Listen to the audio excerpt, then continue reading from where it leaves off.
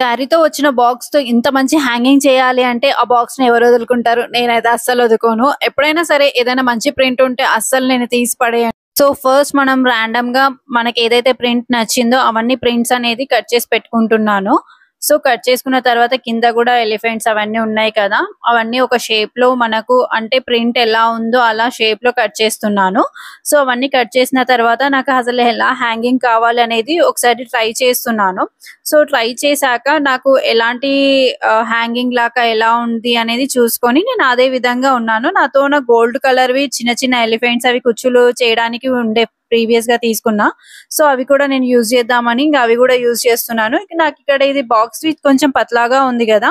So, కొంచెం స్ట్రాంగ్‌గా ఉండడానికి నేను కార్డ్‌బోర్డ్ షీట్ అనేది పెట్టాను. ఫస్ట్ ఇలా చేశాను. అంత మంచిగా అనిపించలేదు. ఇంకా నెక్స్ట్ వేరేది ట్రై చేశాను. ఫైనల్‌గా ఇది అనుకున్నాను. ఇదెలా ఉందో చూసి కామెంట్ చేయండి. Please subscribe. బాయ్.